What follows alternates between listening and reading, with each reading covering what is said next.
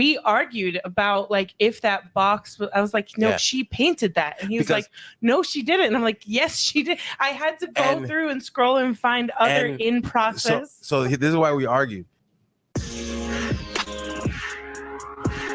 And welcome back to the Riley Black Project with Chris and John. Hey. How's it going? Oh, it's going. Yeah, it is. It is. Stay tuned to our life update because, man, it's been a week. An update. And if you guys have been, I mean, I don't know how national it's gone, but oh no, it's gone national. It's gone national. So our weather has been crazy. Yeah. So stick around to the end to hear our craziness about this weather. It's not even just the weather. Nope, it's not. So stick around to the end. But we have a great guest. But before that, we have two new patrons. Yes. After, because I did shout outs last week, and we had 2 new people sign up since then. So hold on, I probably should have had it queued up, but I'm not. No, I don't do that. You don't do that because that's what professionals do, and that's not what we are. Not very professional. So the first one is Cheyenne. And she was actually what? Oh, I'm just prepping. Cheyenne, we met her at the conference a couple weeks ago, and then Victor. Hector Victor. Oh, thank you. Yeah, he signed up. He said, he goes, I get regular shout outs. I might as well sign up and actually work to get them, he said. So yeah, those are the 2 new patrons. All right. Well, we thank all of our patrons. Yeah. Especially the new ones. Oh, you didn't confirm her name. Well, I guess you don't need her. I need it I need her last name for the handle because I don't want to butcher it. So we have Natalie with Natalie last name Fine Arts. So how do you pronounce your last name? Featherston. I thought so, but I didn't want to be like it's Featherstone. You know what I mean? Yeah. So I didn't want nfeatherston _fine _art. Yeah, which Instagram picked out for me. I didn't actually pick that, but okay. Nice. I thought like the whole one word was already taken up, so you had to put underscores. There's more than one Natalie Featherston out there, which is weird. But yeah. Right. So the story behind this. So you say how you found out, and then I'll explain my reaction to when I found out. So she's actually not a laser owner, yet, but she's not a laser owner. No. So I was just scrolling. It says fine art in her. Right. But I met one at the conference where she was an artist turned laser owner, and her ornaments were so we could try to turn gorgeous. Turn her. Yeah. So anyway, I was scrolling on Instagram Reels as I do very often. Sometimes mostly for entertainment, but also for work because I'm looking for ideas. Mm-hmm. And I came across one of her paintings, and I was just in. I went into it's not even a paint, it's pieces. Because man, I did a huge spiral into her page and just looked at every single one, and I needed a million more angles to make my brain make it make sense because they're so good that they don't look like paintings. No. And so I sent it to him, and so when I scroll and I'm scrolling on Instagram and I see those and it's just a really cool, mind-blowing art, I share them to my stories. And so obviously shared it to my stories, but I also sent it to you because I was just wow. And I had told her that she messaged me and she's like, oh, thanks for sharing, whatever. And you and I argued nicely, but we argued for 20 minutes about whether she painted the part of the box or not. So listen, you guys have to go to her Instagram. And the one that got me were the pears in the box. Those pears in the box. So it's the reel. The reel is her putting the final what do you call it? Is it like a varnish or what's that final? It is a varnish. Okay. So she's just painting it. The piece is finished, it's completed, and she's putting the varnish over it. I'm like, she's putting wax on pears? Is she waxing? And then Chris was like, no, it's a painting. And I'm like, he's like, no, it's not. And then I'm like, but no. You said it's a painting, right? Yeah. So this piece is pears in a box, and then there's paper where the pears are sitting on into the box, right? So I'm thinking she's putting varnish. I'm thinking the painting is the pears on the paper, and then she put the paper inside the box. No. And she's just varnish. But I'm like, she's getting varnish on the box, not just the painting. No. This woman paints the cardboard box is part of the canvas itself. The crinkles you have to go to her Instagram and do a deep dive like I did, because she does, and then she also does these. And I'm sorry, we haven't even talked to you yet, right? But I have to gloat about like your work because it's amazing. It is. And I don't follow artists at all. I'm not the closest I get is tattoo art, because obviously we're tattooed, right? So I see those hypo realistic tattoos, right? Yeah, and those blow my mind. So that's as close as I get to like art. Mm-hmm. But she has this, like the most recent one that I saw was it looked like a kid's painting. Oh yeah, like a kid's with crayon, and it's like crinkled up, and someone unwrapped it and put tape on and whatever. So that's how, and I've seen her studio. So that's how she puts the tape on. Her painting of the tape looks real. It does. It looks like she okay, you painted it, but then you taped it to the canvas. But no, she doesn't. Mm-hmm. She paints all of it, and she painted it. And correct me if I'm wrong, but it looked like you painted the paper with the wrinkles and everything, and then went back and then did all the like animals and things that the kids did, which is amazing because you see her. She starts to reel off. It's just an empty paper. Right. With the, because she already painted that part. Right. With the tape and everything's she already did that part. Already there. And now she's going in and doing the like animals that the kid drew and everything on top of it. But then you see she's going with the wrinkle, and your working definition is amazing. So it really is. Introduce yourself. Right. We'll let you talk a little bit. Yeah. That's a big lead in. Yeah, that's a lot of stuff. I do a type of painting called Trample, which is a fancy French word for fool the eye.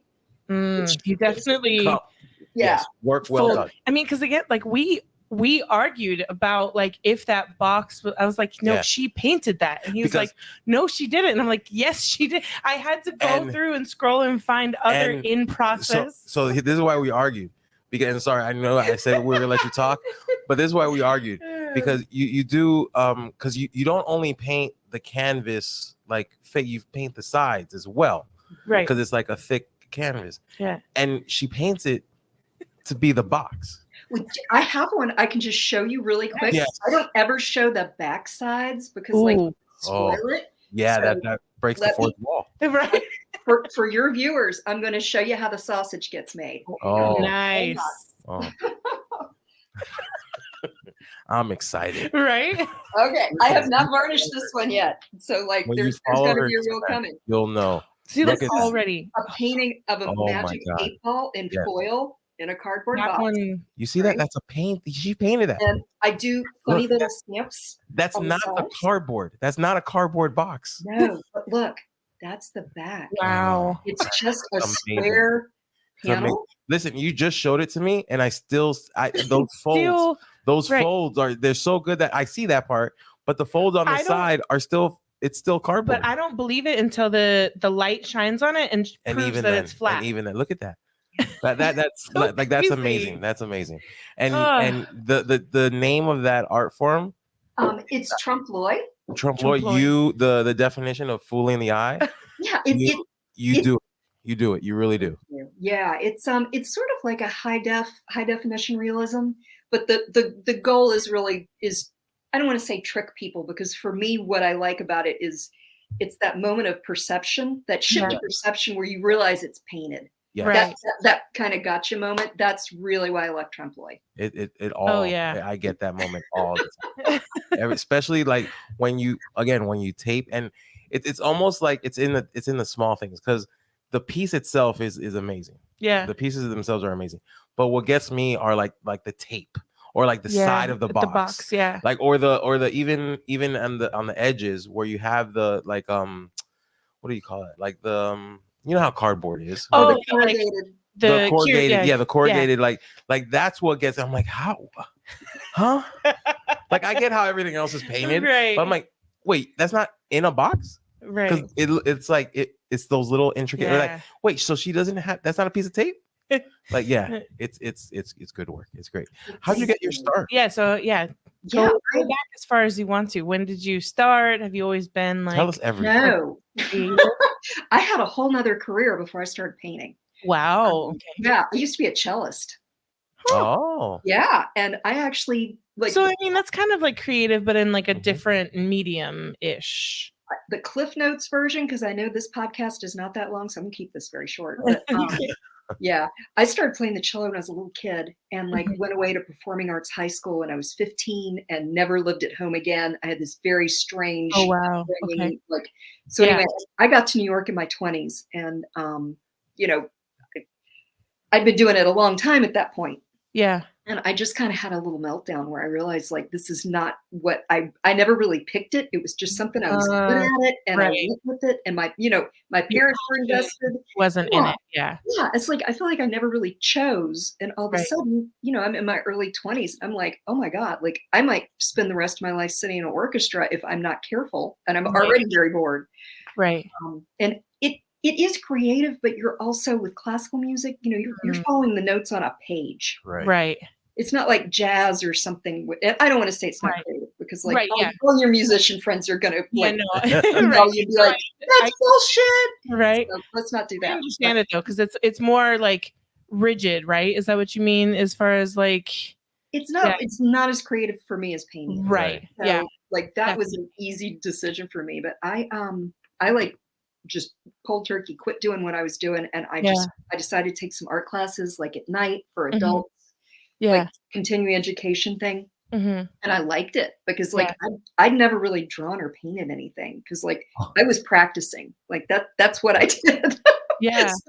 So it was a big change. My family, my friends, everybody freaked out. They're like, oh my God, she's crazy. She's doing drugs. She lost her mind. Yeah. She's throwing away her career. Right. Oh, like put it in the toilet and flush it. Like it's over. So yeah, that's kind of wow. But That's so interesting. I used to play. I played the cello for a little bit. Really? In elementary school. Yeah. Huh. And I was going to be part of the little what do you call it? Graduation little ceremony. Yeah. Or whatever. Yeah. I played violin. Oh. Yeah. Yeah. But I did the same. I was decently good at it from what I remember, but I wasn't like in it either. I didn't want to practice. I didn't want to like it just wasn't. Yeah. I was too short for the bass. So I picked and you get to sit down. I wanted to play the flute, but they went around like, this is when I was like, I don't know, kindergarten, whatever it was. Right, yeah. And he had 86 flute players in the high school orchestra. Oh my God. And I put cello as an alternate, and he's like, sweetheart, let me see your teeth. And he's like, oh no, you're going to have braces. No, you're going to play the cello, because he had 2 of those. So yeah, it kind of got picked for me. But, yeah. That's crazy though. So you like nothing besides music, you didn't do any kind of like, because even me, being like laser owner and creative in that sense and what I make and design, I was always creative with my mom. Like we were always making something. My diorama projects for school were always like over the top and extra, and we did a lot of like crafts and that kind of stuff because my mom enjoyed that and I enjoyed it as well. And so it's kind of always been there. So I guess I'm surprised because even the laser owners, a lot of them have had some kind of creative background. Yeah, sometimes. I mean, you kind of never know where you're gonna like kind of like fit in. But just I mean, how good you are. Yeah. The fact that you started as an adult, like that's insane. That's so I got lucky though, because like I found some very good teachers. Like I don't want to say but like I found the people that I really needed to study with. I got incredible training from. Like I didn't have a lot of time messing around. Right. So I studied with that cuts out a lot of the time, because finding a teacher, especially in something when you're like choosing it instead of high school, like you can't like choose a teacher, it's whoever's teaching that subject. But yeah, finding a teacher that you vibe with. I mean, I had some of the worst classes that were manageable because the teacher was awesome. And then I had some of the classes that I was excited about, but were miserable because of the teacher. So like it really just makes a huge difference in who's giving you that information, whether you can easily take it in or not. Yeah, I ended up studying in New York for about 10 years. I mean, all different art schools, all that kind of stuff. But I ended up doing a 6-year apprenticeship with a man named Michael Aviano, who was kind of this very reclusive guy, lived on the Upper West Side. He only took a few students. Like I stayed with him for 6 years, like sat in his living room for 6 years and learned how to draw and paint. So that's crazy. it was hardcore. I mean, it was very well, and so as an apprenticeship, it wasn't paid, right? Oh God, no. So you left the music career, and then so I guess what did you do while you were exploring this like painting? Yeah, a lot of it for the first couple of years I waited tables, which I'd already done. That wasn't like a new skill. So I did that for a while, but I actually got really lucky in that I ended up sort of transitioning into doing decorative painting. The guy who was the manager at one of my restaurants, his wife was a decorative painter, and she needed somebody that knew how to draw, to like make stencils and stuff. And I'm like, well, I can do that. I'm kind of tired of waiting tables. Right. So I got to do that, which ended up ultimately, when I got out of school, became really helpful because like, it was kind of, I could work or not work. I could take a job, not take a job, It's flexible. Yeah. It was super flexible. So it kind of gave me time to be able to put a portfolio together and work my art, and it not being a 9-to-5 job. Right. And so I guess how long before you got to how good you are now, I guess. So like, when did you start? And like, so how long has it been, I guess? God, I finished school right around the end of the night, like 98, 99. Okay. 7. It's been a long time now. I like, oh no, it was a long time ago. So I've been doing this 20 years, 25 years. Wow. Okay. Yeah. I mean, it looks like you've been doing it your whole life, but Yeah. I made a lot of paintings. Did you what style did you start with, or was this like did you go straight into this one? Like, this is what I want to do? I always knew I wanted to paint realistically. Like that was even when I knew nothing. Like I'd look at a book of Salvador Dali's work. I love Salvador Dali, but like he had done this painting of a loaf of bread that was like almost hyper realistic. And so, you're flipping through the book and I'm like, oh, that, like, I like that. I want to do that. Yeah. I don't know. I think it's something about kind of the way you're wired. Like certain things, just like, you're like, yeah, I want to do that. I want to make that. So yeah, I always wanted to do realism. But I did spend more than a couple of years doing still life, kind of like flowers and fruit and stuff on a table. And like little by little, that kind of morphed into Trample, because what I really like about that is, it's that shift of perception, but it's also sort of the humor and whimsy, which you see a lot of that in Trample. Like, so that appealed to me. I'm like, that's better than like stuff on the table.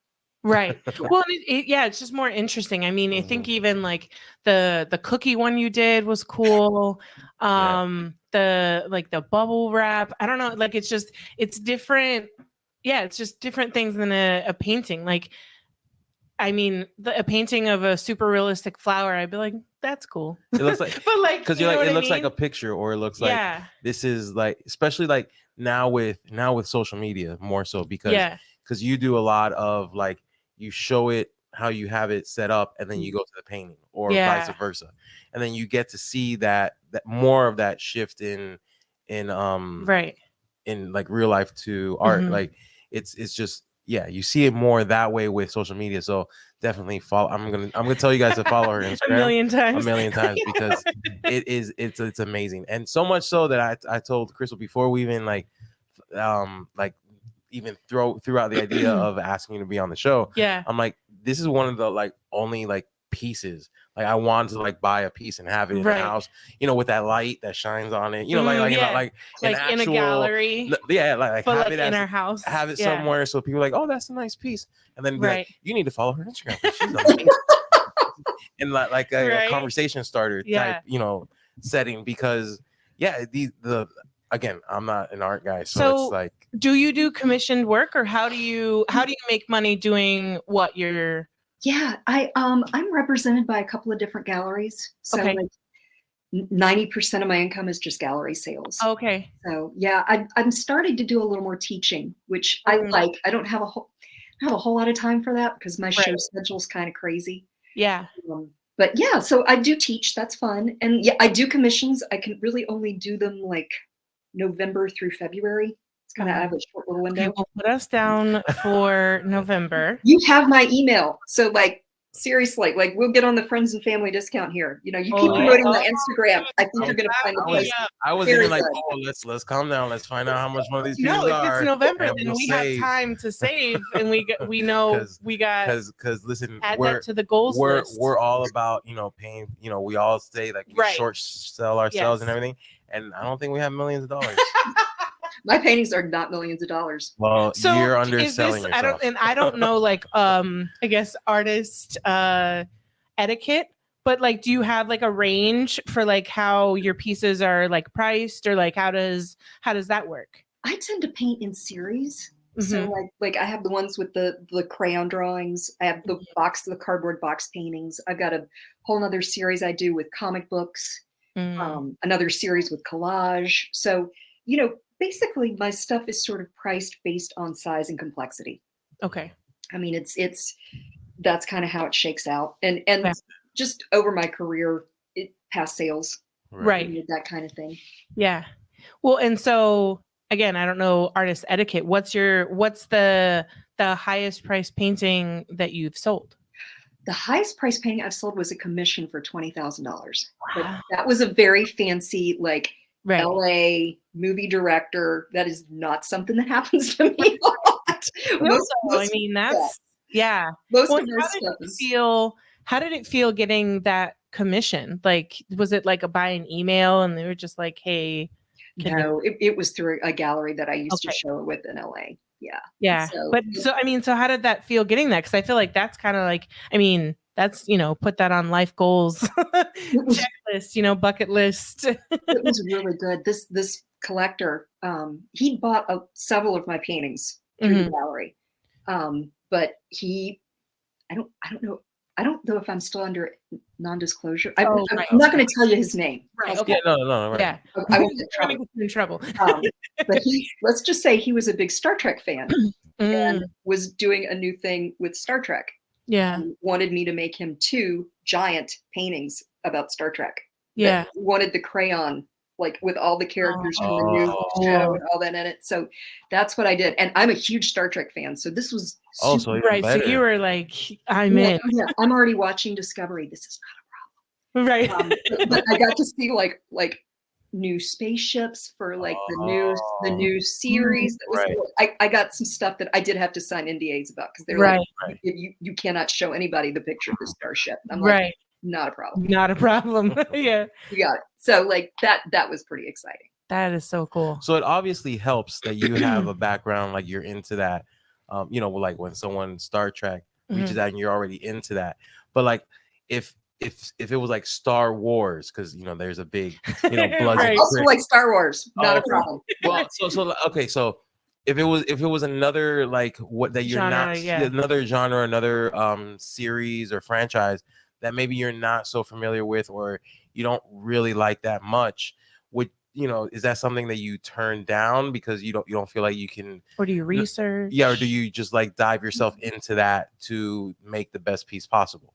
I think it would depend. I've never really had anybody ask me to paint something I felt like I couldn't paint. Okay. I've had people ask me things where I'm like, I am not the right girl for that. Right. Like, here's 10 other people that I know that would do a much better job with this than me. Right. So this is not my thing. Right. And that's huge, even just to like do a little laser, I guess connection is that when you get to that point in your like laser journey or artist journey, like it's huge to know that like, okay, that's not for me. I'm not going to be the best one to do it. Right. One, either because your skill set or you're not going to love it. You're going to kind of like hate life the whole time you're fulfilling that order. And then you're not going to be proud of that order once it's completed, either because of all of those things or, you know, whatever. So I Right. just know, and having those people that you can refer to, that like, you'll not only will you be happier as the business person, Right. the customer will be happier getting a With the better finished product. fit. Yeah, in the end. There is nothing worse than like taking on a job that you know is like something you really don't want to do and you're not a good fit for it, and then like suffering through it. Yeah, Right. it's the Not worth worst. Yeah, I hated that in the beginning because when I was first starting out, I felt like I had to say yes to everything Mhm. because you know, in the beginning, like I think my business account started with $200 or something like that, and that was probably from sales. Right. And I remember like getting requests for things and they'd be like the most complicated, or like, man, the color choices that some people would choose. And like, I would literally like suffer through it. Right. And like, I would end up like critiquing it even more than I normally would because I just don't like it. So now I'm seeing every single flaw that like I may not have seen if it was something that I enjoyed doing or that I was enjoying the process of. But it's like when someone, you know, comes for a $50 to $100 sign when I only have $200 in my account, it's really hard to be like, no, I don't want that. Let me literally send that money to someone else. Right. And you're new, so you don't really know anybody that like knowing people that you can send it to Right. is also limited in the beginning as well. So I'll never forget when I got to the point in you know, my business that I felt comfortable saying no. It was really hard. It was really difficult to say no because it's like I still want that money. Right. But I know that like it's not worth it in the end. Right. And once you got up the courage to say no or did have people to refer them to, the weight that you literally felt off of your back, just even considering it for however long you considered it for, just because, you know, the money would be nice. It's like, oh, that felt really good. No, I mean, believe me, I've made like, when I was starting out, I made a lot of still life paintings that I really didn't want to make. Because like, you know, the gallery, it's exactly as you were describing it with taking jobs and working with clients. Practice like, and oh, you know, we're selling a lot of these little flower paintings you're doing. We really need more of those. You know, and they sell, and you're like, I have to pay my mortgage. Right, exactly. You know, I don't know. I think like as I've gotten older, I'm like, I don't know. Like it's just same. Yeah, I think there's a cost. There's a cost. Exactly. Experience and expertise and age and time. You realize that like especially when again you have that luxury to be able to turn stuff down, it teaches you that it's not worth doing something that you don't want to do. And when I noticed, when I focused more on the stuff I enjoyed, it sold better because I was more into it. I was more like, look at this, I'm proud of it. You know, the funny, snarky stuff is the stuff that really like that I enjoy because it makes me laugh. It like makes other people laugh. It gets that engagement. Like, and the cute stuff or the like, I remember in the beginning when I was doing like the watch band designs, people would, you know, reach out for hunting stuff or like lineman stuff, and I'm like, I have to research that, and like how much flexibility do I really have on like alignment? Do I want to sit here and try and figure out how to draw like, you know, the antlers and like, you know, and I don't know, like, is it normal for them to have 3 or 4, you know, like I don't know that kind of stuff. And when I'm done, I'm not going to be like, ooh, look at my hunting theme watch band design. It's going to be like, here you go. And it's like, you know, it's $5 or $20. And I just hope that more hunters, you know, come to see my stuff. But then again, if you look at my designs, it won't also fit in with my stuff either. So it probably I won't sell that design more because again, if you're coming to my page, you're probably not coming thinking that I have a hunting design. Exactly. So it just kind of goes into, you know, it goes into your brand and like building you, and it will end up making you more successful if you lean into what you really like to do. Man, you are like 100% correct on that. Like I'm doing a gallery talk in a couple weeks. We should get you on just to talk about like, because Oh. it's exactly the same thing. It is exactly the same. Yeah.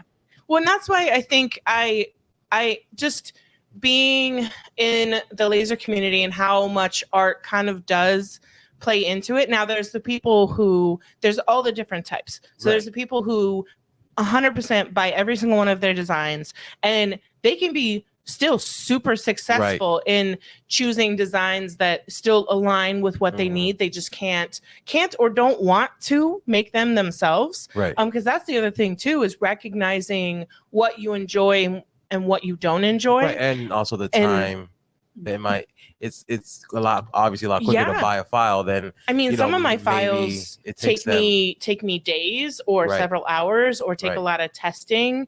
And so, my designs, I'll sell them from anywhere from $3 to, I think my most expensive is like $10 or $15. Right. But if they can buy my design for $3 that took me 3 days, now it saved them all that time. Well, and if they hate designing, it's like, it's a win-win. You have the luxury of, you already sell files. So when you make a file, you could turn around and then sell that file. Yeah. Where someone who's making a specific thing, they sit down, it takes them a day to make this one file. Right. But they're not known for files selling. Right. Or they don't sell them. Or they don't sell them at all. So it's like, it took them 3 days and then they only get like, whatever, like $20 for that, for that watch band to go out. Right. And it took all this back, and when I could just buy it.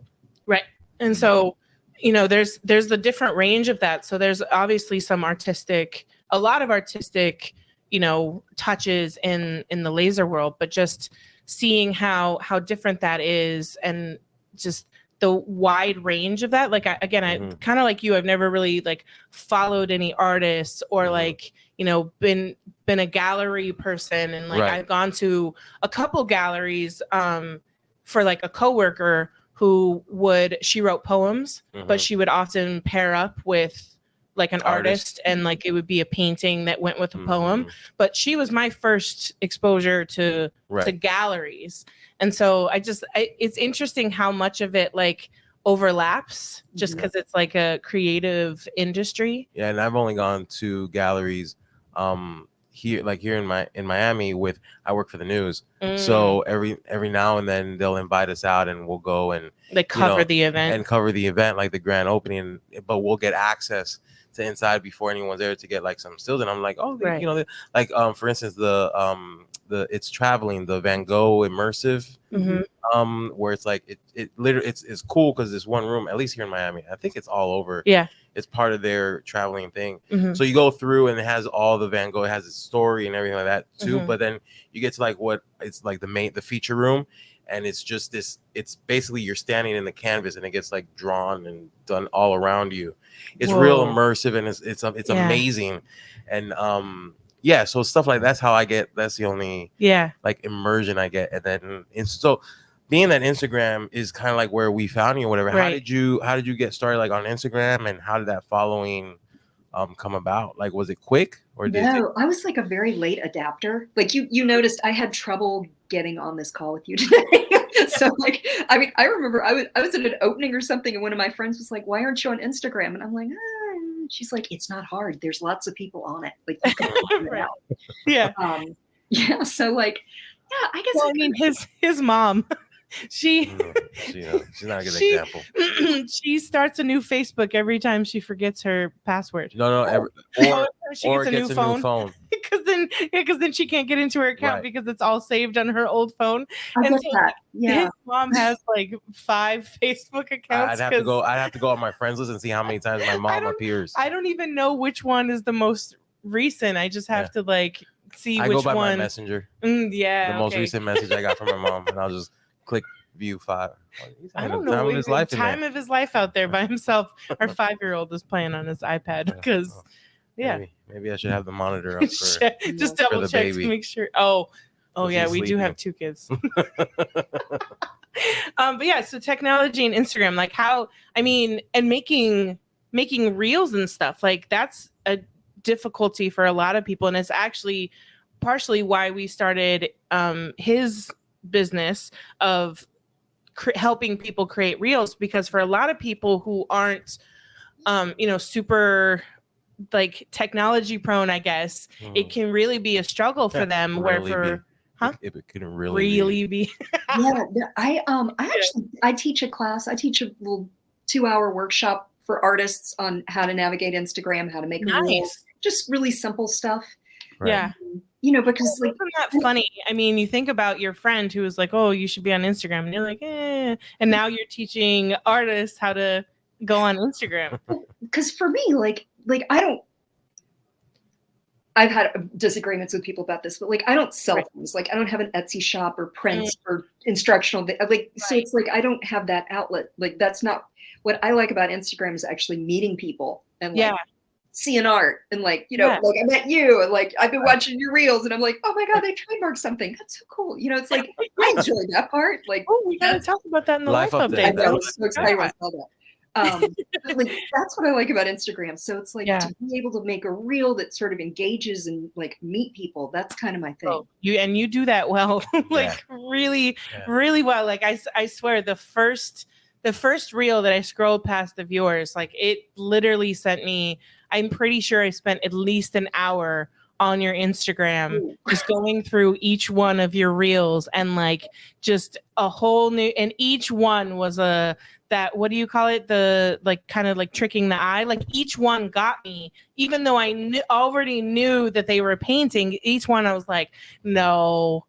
And then like when she does the first, you know, the actual what do you call it, that like what from that you're painting from? Oh, the model, the setup. The model. Okay. So, you know, sometimes, especially then when you know it, you're like, okay, is that the model or is that the painting? And then she comes out and you're like, oh, okay, that's the model. And you're like almost not sure because it's so. I remember telling her many times after like going, like we'll be sitting on the couch and like it'll come up and then I just click on you and just see what's new that I haven't seen yet. And then I'll turn around like, I don't know what's real anymore. He's like I'm questioning I just everything. Don't know what reality is anymore because I can't tell. I'm really glad you're like you like this because like sometimes I worry that like the stuff I'm posting is way too niche. It's too like only people that do the type of painting that I do. So what I love about I can't even begin to do the type of painting you do, and I so much so then this could be sound a little creepy. I know what room she's in because I saw her tour. Oh, the tour, right? Of her second bedroom in her apartment. It is that big. Yeah, but it doesn't. It doesn't. And I saw when you did your space. It's kind of one of the things that people tell us when they see our studio in person. They're like, oh, I thought it was a little bigger because it's your imagination. We trick your eye too. We do. Yeah. When I lived in New Jersey, I moved to Rhode Island 7 years ago, but in New Jersey, I had a huge studio. I mean, it's like 1,200 square feet, and like it was incredible, and like all that stuff. So like this was a big change.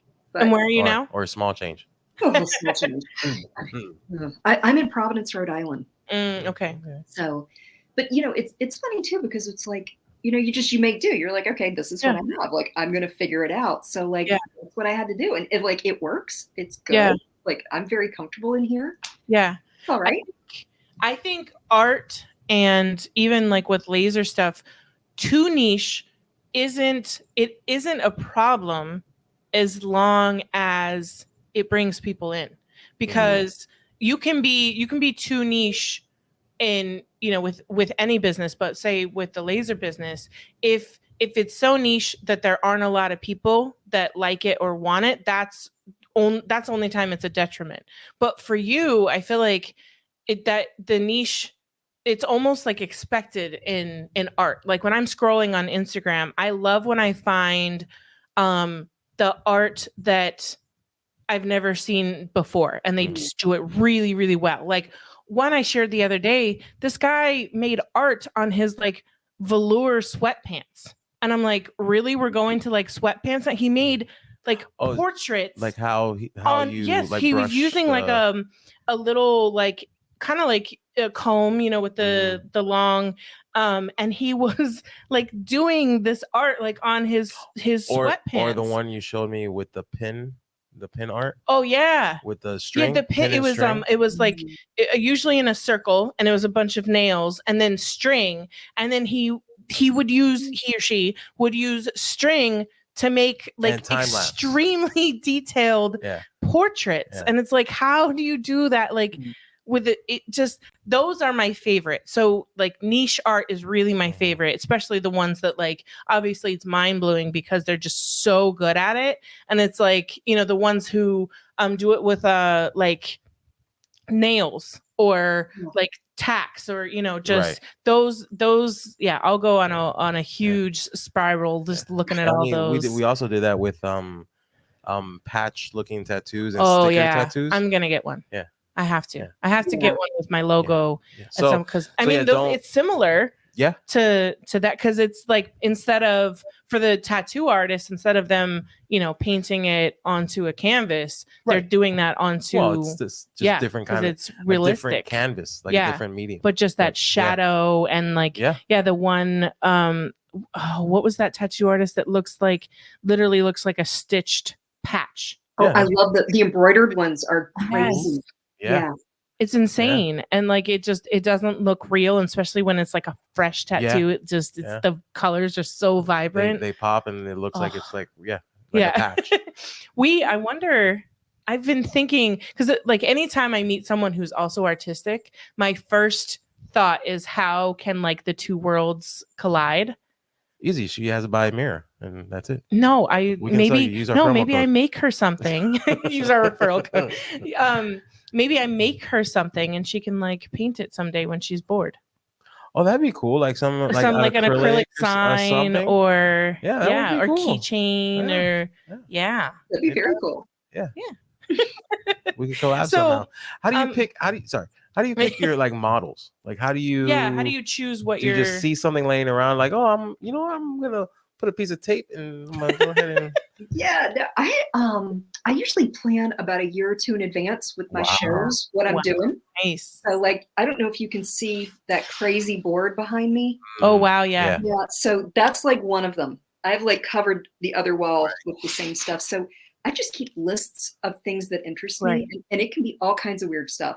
I mean, it can be like poetry or song lyrics or like a stick I found on the ground. I'm not joking. I literally have a stick up there. I love it. Like just things. Yeah. I'm like, that might be a painting, and sometimes they'll stay on that board for years before. And never actually. Yeah, and I constantly make lists of ideas for paintings. Sometimes I have the title. Sometimes I have the images. You know, it's kind of all over the place. Yeah. So you had mentioned that you're doing some teaching, right? Later this year. So how does that work? Yeah, right now I like to do workshops, like fly in, teach for 5 days. It's really intensive, and then you're done. Which I feel like also works really well for students. It's just very immersive, and there's like a lot. Yeah.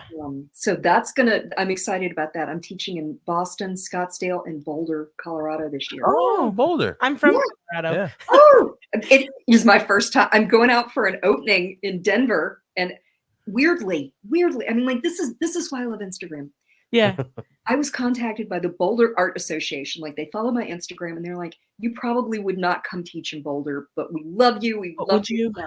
And then literally 2 weeks later, I was invited to do this show in Denver. And so I messaged him back. I'm like, I will be here at the end of October. Like, if you want me to teach, I'm in town. And they totally made it happen. That's awesome.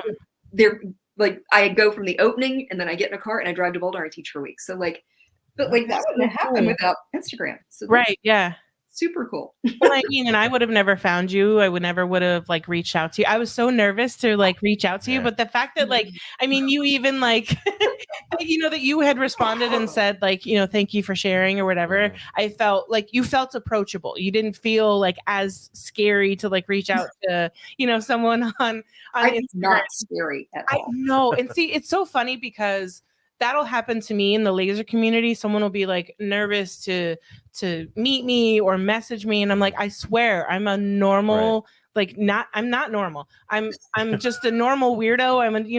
I'm me. I'm not scary. I'm like, there's nothing. I don't know. Not that there's nothing special about me, but like, I'm not like celebrity. They call us laser celebrities. It's just, you know, like it's so funny that like people, I'm always like, why do you feel like, stop it? But then I do it to other people who are like, stop it. I'm just a normal person. But yeah, I was like, babe, we should message her and have her like on the podcast. I know she's not a laser owner, but like, I was like, feel I don't care. Once our listeners go to your Instagram, because they're going to go to your Instagram, they're gonna be like, oh, I see why they had her on the show. Get it. And wow, yeah, this stuff is, and then they're gonna feel like they know you. Yeah. Yeah. Very cool. Very cool. So what would be some advice that you'd give to like a new or struggling artist instead of laser owner? I almost said it. You know, I think it's probably going to be like the same for a laser owner, because like I just saw that conference that you got back from, that awesome note you put together. My piece of advice on that is like, find your friends, like find your people, your people, you know, and like, I've gotten very lucky. I know a lot of painters. I know a lot of painters that do the same little niche thing that I do. Yeah. And like, I was invited to join a Zoom call a couple of years ago and met even more people and just have this very tight little community, because like, I find with art, especially, like, you spend a lot of time alone, first of all. Right. You know, so that's not good. But like, we got like home businesses. Like I don't. That's why we started the podcast. Yeah. Right. Oh my God. I will tell you, like I'm almost like a shut-in. Yeah. You know, it's like some days, like I go outside in the mornings to walk or run or whatever, but like the rest of the day, I'm sitting in this little room by myself in the dark. So right. It's freaky. So like, just having friends that like you have that community with, you can text them, like, hey, I'm having a problem with this, or like, you know, being able to introduce people to galleries and make connections for them. So it's the professional, but it's also the personal, you know, bonds and friendships. I think is so important, you know, and it's like, and this is one thing Instagram is great for. Yes. I've met so many people on Instagram, and, you know, a lot of them have become good friends that I see in real life now. Yeah. It's just like hilarious to me. Which is so weird. I mean, that happened to us the other day where when we were on the live doing the giveaway, where we couldn't remember if we had met Cindy in person, because we know her so well personally, and we've FaceTimed and we've Zoomed and we've, you know, done the live Facebooks where she's actually like joined and stuff. Like, I know what she looks like. We've interacted like face to face on a computer, but so much so that I couldn't remember if we had met in person or not, because I just know her that well. And at the laser conference is where I met a lot of people in real life for the first time. Yeah. Well, and it's such like, you don't need it, because again, like Cindy is a really good friend of mine, and I've never met her in person. Right. But like, it does take it to a whole nother level once you meet them in person. And so, you know, to piggyback on like your advice, if you can go to a laser conference or a sign conference or a meetup. That's what I was going to say, a local meetup with other laser owners, like put the feelers out there in one of your groups and see if there's other people that live next to you. Right. Actually on the trademark post that I put in one of the groups on Facebook, she was actually going to my Facebook page to figure out what keychain thingies were and to see if it was on my profile. And when looking at my profile, she noticed that I was in Sunrise, Florida, and she's also in Sunrise, Florida. Oh, okay. And like, so it's just little things like that. Like we met by chance, you know, on Facebook, and she probably, I don't know how close she lives, but probably like anywhere from 5 to 15 minutes away. And it makes it's huge. Yeah, and it really makes a huge difference. And if you can't find a meetup or a or anything going on, set it up yourself. Yeah. Like going into whatever, you know, either if you're on Instagram or if you're in a Facebook group and that's where it is, just put out feelers. Pick your favorite spot that you enjoy, because that way if no one else shows up, at least you got like your Frappuccino that you love. You know, just be like, oh, hey, Starbucks on this date at 4 p.m. Whoever wants to come, we're gonna be out there. And say we, don't say I. Say we're all gonna be out there to create a little bit of FOMO. And then because you never know who's in your area, and you also never know who's willing to travel a little bit to meet a like-minded person. Oh, I mean, with Mark and Will's you know, little meetups that they did that were like, you know, 50 to maybe 100 people, and one of them I think might have been 80 something. You know, they are in Sacramento and then Oklahoma. People drove 4-8 hours because they really wanted that experience and that in-person instruction. And you know, it's so motivating when you leave those things and like your workshops. I can't imagine how for an artist, like how like huge that would be in your journey to experience something like that, and to get the like one-on-one, you know, because there's YouTube instruction and there's other, you know, instruction on the computer or the internet, but it's not the same as like, I don't know if you're walking around and like, if they're like, oh, I'm struggling with this shadow, or I'm struggling with, you know, creating this color, and having that just like, oh, make this one little slight change, and those light bulb moments, you know. It's amazing. And I also do a workshop. I attend a workshop every June, which is coming up, and that's with Anthony Wachulis, who is one of my, if you like high definition painting, you should check him out. He's probably the world's greatest trompe l'oeil painter. Nice. I mean, I don't think anybody would arm this. We're going to go in a whole nother spiral. He's amazing. I didn't know what reality was. I'm really not going to. Right. Well, he has the Zoom call that I'm part of. And like, and then he does a workshop in June, and like people come in from, there's like guys flying in like from all over to come and do this. And it's like you said, it's incredible getting to be in person and to be able to like, he always does demos, and like, even though I know some of his techniques, but it's just totally different being in the room and watching it, being able to ask questions. Yeah. It's pretty amazing. I don't know how many like live instructions I've done on, you know, Facebook or whatever, but, and I'll get those like, you know, the literal like mind blown emojis, but like getting those in person where you literally see their face change. And like, I was so anxious teaching in front of people, like just making sure I was going to stay like on time and like on, you know, on track and not get flubbed. And then as soon as someone would have that like, and like they, you know, they either didn't know that the tool worked that way, or they found an easier way than how they had been doing it, that made it like all worth it. Like it was a great moment for them, because now hopefully it's made it easier for them. But for me, it helped me, one, calm down and like chill out. Like, it's okay, you got this. But like it helped show me that I was on a good path of, now I've shifted from the learner, I'm still learning, you never stop learning, but to moving into that teaching realm. I always have the like imposter syndrome of, should I really be teaching? Do I really know enough to be teaching people? And those in-person light bulb moments were just like everything. So I assume like, workshops are great for that. And you know what, you get to also meet people and network, and like, you know, all of my workshops, people leave, they know each other, and then I see them interacting with each other on Instagram.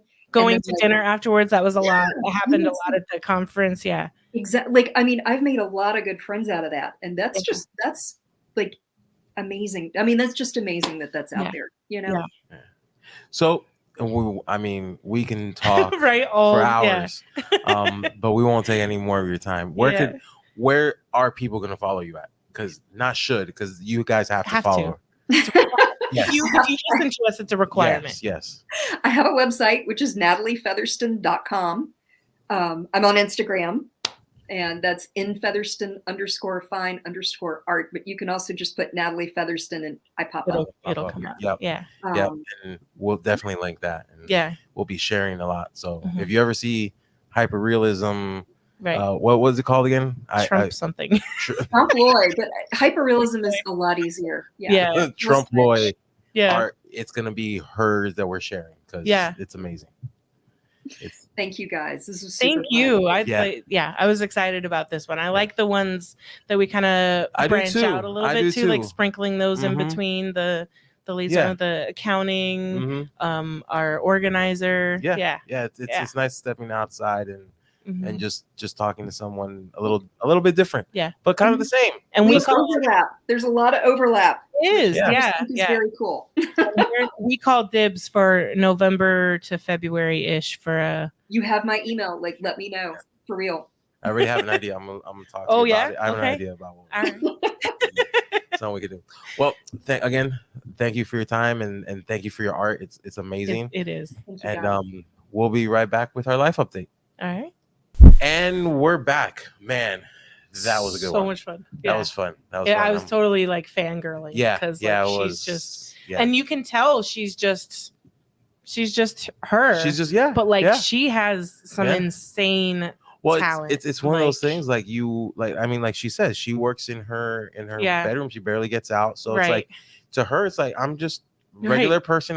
This is what I do. Yeah, in my tiny little studio or whatever. And she's like, oh, I think it's good, but and then we're all like, we're over here like, yo, it's amazing. Yeah. And she's like, oh, thank you. Yeah. Yeah. But yeah, no, that like the fact that she showed one. So and, like that's the size. I'm sorry for the ones who come on. The ones who actually listen. There was I think it was Brandy, the one with the knee brace at the conference. Okay, yeah. She said that she's a couple episodes behind because she was listening to one. She listens to them at work. Okay. Well, and then we mentioned something about like something that they showed on camera, and she had to pause it and wait to like watch it in person. I was like, you could always go back, and she's like, no, I'm not gonna miss anything. So if you listen, this is gonna be one where at the very least you need to go find the part where she shows. No, you just need to go to her Instagram, follow her. Fully true. And but yeah, when she showed it and the sides, come on, insane. The side of the canvas, but it's really a box, but it's a canvas. Right, but she painted the sides of the box. The fold, come on, and she does like fun little like stamps. They're and then the stamps. Yeah, it's she does great work. She does. Every time I see, and it's crazy when you do follow her and you see the piece like she was showing us. It's not varnished yet. So then she's like picking it up and she's putting it. You're like, what are you doing to that? Well, but then it's weird because how's she picking up a whole box like that? Well, but then when she's varnishing it, like to me, when I watch her do it, it looks like she's fake doing it above because it's a 3-dimensional item, and you're like, if you were doing that, it wouldn't. It looks flat. You can't go across something that has a hole in it. That has like divots and stuff, and so I'm like the pears. Yeah, and it was like, wait, what? So you're just like, is this for effect? Well, and then it took a lot of the reels of like where it showed the like reflection of light, and the reflection showed that it's flat, and you're like, even then, okay, but like how did you do that? Yeah, like, it's one of those, like, have you seen those art installations where like they're pieces hanging and you got to capture it like right? That's what I wanted to say on there. Yes, that's what I wanted to say on there. That's another one of the like the ones that like mess with you, because when you're walking up on it, it literally looks like a pile of junk. You have to, and then you look at it from that right angle, and now it's like it comes to life. Yeah, it's whatever like shape thing, it's supposed a face, to be, or like an elephant, or whatever it's supposed those to be. Ones are but when you look at it, you're like, cool. What's that pile of trash over there? Right. Yeah. Or those hanging. What's that hanging stuff like? Right. Forever. Yeah. Yeah. It's great. So man, yeah. Let's get to the life updates. So if you haven't heard, it's been raining here. So hold on. So Monday started with so you get the boys ready for school and daycare, and you go and you drop them off, and I fall back asleep. Yep. And Monday, I woke up and I heard Coco Melon and Jackson, and I was crying, like losing his head. No. Yeah, because I was getting groceries in. Oh, okay, yeah. And I was like, wait, what? Because I was like, it threw me out. And again, it's a Monday, so it was already kind of like, what day is it? And I'm like, well, did I imagine that was yesterday? Is it I could not. It really messed me up because I'm like half asleep, and I'm like, oh, okay. And I'm like, fuck. And then you came in the room, and I was like, because you texted me like, why is Jackson home? And I'm like, well, I'm not gonna answer. I'm just gonna go in the room once I finish. And so then you're like, oh, I went to like pass him to like the daycare, and she gave him right back. Yeah, she's like, we're not accepting these today. She was like, no thanks. He had a crusty on his eye, and it was a pretty big one. Yeah, it was a pretty big one. Because I was half asleep in the morning. It was dark. So. And it was the eye that the way I hold him, that like faces the other that's direction. Away from me. So it's like and then it's the first eye that she sees, because that's how I hand him off. Right. Yeah. So she's like, yeah. And his eye wasn't red or anything yet. That wasn't like swollen.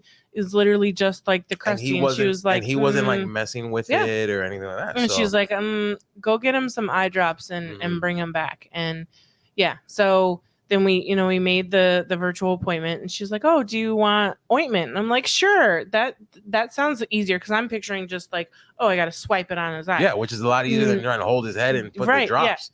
And no, it's apparently supposed to go like in that's not happening. No. And especially with my nails, like if he moves, like he's getting stabbed in the eye with. Well, he won't get pink eye again. He won't. He won't make the connection. But yeah, so the week started. I'm tired. So the week started with pink eye. The week started with pink eye. Jackson was home for 2 days. Tuesday, the rain started, and we had repairs done on our roof. Right. And they held up through a lot of rain on Tuesday. It's been very, very dry here. We have not had, we're unseasonably low for our rain so far. And so Tuesday was super rainy and made it through Tuesday. And I'm like, oh, okay. We got it finally. It's nice not having a leaky roof. Right. And you had patched it and everything. Yep. Man, it was a great patch job. Mm-hmm. And I was sad though that we didn't get the before picture. Now we got one. Now we have a before picture because you get to do it again. Yeah. And so then we had our amazing roofer. Yeah. He came back and he was like, okay, I'm gonna go look again. He took a look and he was like, I think I found it now. Right. And so he made, another adjustment, and he's like, yeah, I think I got it. I'm like, all right, cool. No. So, the reason he came back was because Wednesday it started leaking again. And the patch fell. It would not stop. So Wednesday, and if you watch the news and they covered anything national, it was probably covered because the Fort Lauderdale airport has been closed for, I don't know if it's reopened yet. No, has it? Okay. Yeah, so it closed for like 2.5 days. Yeah. And so that obviously made news because it screwed up, flights everywhere. I think it officially closed for a day and a half. True. Because there was a lot of cancellations, a lot of right. Literally delays. The runways were flooded. Right. Yeah. Right. And so Wednesday there was 25 inches of rain in 24 hours. Yeah. That's not even the full total that we've had this week. No, that was just that. It was that day. It was a big dump in 24 hours. And so it flooded everywhere. Our street was flooded. Streets in Fort Lauderdale, I've never seen. I've heard that a lot in front of people who have lived there their whole lives. In front of the police department. And this was especially true because I was out that day and my reporter parked her car at the police department and we rode together. And we at the end of the night we were going back and there was this huge backup. And we figured it was maybe on the side of the street was some flooding, or maybe there was an accident or something related to the weather. No, these roads were this main art was it was just flooded. Yeah, it was just flood Broward cars, Boulevard. Yeah, that's the street. Yeah. Broward Boulevard. Oh, is it? Okay. It was just completely underwater. The aerial view of it was just stalled cars everywhere. Yeah, it was, and we were up on the side driving, and you would see cars that were in the right lane and middle lane that were just stalled, especially if they were sedans and not SUVs or trucks. Right. They were just stranded. And then there's there's this place, SoFlo Jeeps, that they do aftermarket stuff to Jeeps, right. Put those liners and everything like that on it. Those Jeeps are lifted. Right. And the water was to the bottom bumper. Insane. And I looked at that, I'm like, that I know those Jeeps are lifted. If you ever seen one of those apocalypse Jeeps, they build them there. Right. They modify them there. Yeah. So those Jeeps have at least a 6-inch lift, and the water was up to the bottom of the bumper. And I was like, oof, this. So I told her, I'm like, we're not getting your car. If you want, I can drive you home. Right. And tomorrow or the next day, you figure out how to get your car. But your car, and then luckily we could see her car, and it was fine. It was high enough to where it wasn't underwater. I'm like, your car is fine. But it won't be if you try to get out of there. Right, yeah. So unless you want to One, you can't get to it. And two, even if you get her to it. I mean, she can get to it, but I'm going to drop you off here. Right. But that's what I mean. Once she gets to it, she can't get it out. She can't get it out, yeah. So, and it was so much water that's this water isn't going down overnight. No. And this water's not going down. And that was the worst part so Tuesday, by the time we went to bed, it was literally it was halfway up our driveway. And we went to bed and then we woke up in the morning and it had receded quite a bit to where, at some point in the day, that you could actually see part of the road again. It was still Right. flooded the on middle, like the sides, like the the middle middle- was high enough. Yeah. And then it rained again that afternoon, the Yeah. Thursday And afternoon. not even a lot. It rained for like No, it was a lot. 20, 30 It came minutes. down. It came down hard. It came down for I think for Right. like a couple hours, but it came down really hard Yeah. for a couple And hours. it came right back. And the water went right back to where it was. Yeah. And so it receded again today. Yeah. Knock on wood, I don't think there's been any additional rain today. Not yet. Yeah. And and so then and we've probably talked about it before, but every time this happens, we lose plumbing. We're the closest to the sewer drain, so we're the first ones to lose it and the last ones to get it back. Right. And we haven't gotten it back yet. We've been managing. We've been recording for an hour, so yeah, maybe that's true. Who Maybe knows? I hope. But yeah, and then when was it? Yesterday, when you were making breakfast. Mm-hmm. I'll let you tell that part. So I was making breakfast, and usually with my breakfast, while I'm making it, I have a glass of orange juice while I'm cooking or whatever. Right. And you've had like a cough for like a couple days. Yeah. And I mean, so has JR. I figured he gave me something. Yeah. Whatever. And then when I get a cough, it turns into a really bad cough. Right. Ever since the Omarion. Right. Back in 21. Mm-hmm. So my cough, it was, I would have this. You guys are familiar with the cough because we've had it on here. So I didn't think anything of it, and then I'm cooking breakfast and everything, and I realized that I'm drinking my orange juice, but I can feel the acid. I can't taste it. I can't taste it. I can't taste it. And I'm like, And then I'm like, when I ate dinner last night, it was a little like bland or like had no flavor, but I didn't really think anything of it. Yeah. Because it was a horrible night. It was raining. It was drenched. I was wet.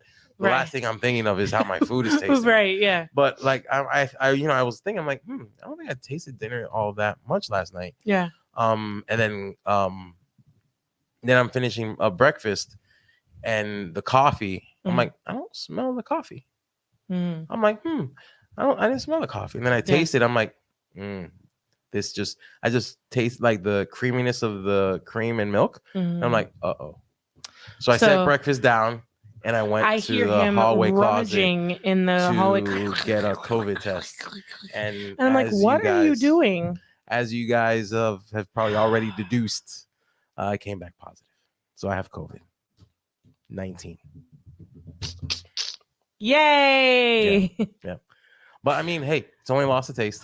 I got this cough. I feel fine. Yeah. I mean, I'm a little congested and cough. Like, and it's like a regular cold. I think I either have a sympathy COVID or I have it as well. I tested as well. And I was negative, but that's what happened the last time. The other symptom as well is I played off well, but I am extremely tired. Yeah. No, I can't. I'm holding back a million yawns. I'm so tired that I don't have to yawn, but I can go to sleep like that. Yeah. Yeah. So, yeah. And I mean, the last time the first time you had it, because the last time I got it from the conference, you didn't get it. No. But when I got it from you, the first time you tested positive and I tested negative, but I was still kind of feeling it. I was tired, whatever. And I was like, oh, okay, maybe not. Maybe I just have a cold or whatever. And then I tested positive a couple days later. And I have a feeling that's what's going to happen. I made in a this joke situation. last night that she can never let me have anything by myself. I can't have anything. She was very proud. She always wanted. It was like in the middle of the night, and I'm like, yeah, of course, because he kept laughing, and I'm like, will you shut up? I'm like, because you won't let me have anything to myself. I usually do want because a little bit. Like he'll make. She always wants a little bit, but I really do just want a little bit. I'm not the girls who Yeah, but you can have. You have this sometimes COVID. I do take it over. You have this COVID. No, it's okay. I don't need it. See, when she had COVID, I'm like, you know what? You can have it. I don't need any. I don't want it. You can have it. And my body's like, give me some. Yeah, because she can't let me have anything of my own. Shut up. Oh man. Yeah. Oh, and then because of the flooding, school was closed Thursday and Friday. Yep. So Jackson, we paid $255 for him to go to school, one daycare One day. Yeah, but he learned a lot that day. It was a really good day. I hope so. Because man, yeah, it's we're on the normal struggle bus over here. The boys are home and like we can't, they can't go anywhere. Like we can't take them to the park. Well, and then we can't go anywhere for them. We haven't been to swimming class in a few weeks because of he could have went yesterday outside. He could have, and except that's it's icky water. Yeah, and he can't take a bath when he gets back home. I know, right? Oh yeah, so it's like I was really looking forward to, and he's been driving me crazy, and swimming class wouldn't make it worse, but it could possibly make it better. And now we're stuck in the house for a few days. No, you guys go swimming tomorrow. I'm not going by myself. Oh. Well, you could hang out with Jackson. Yeah, you could take. I'll have to test though again before I go, just to make sure. Yeah.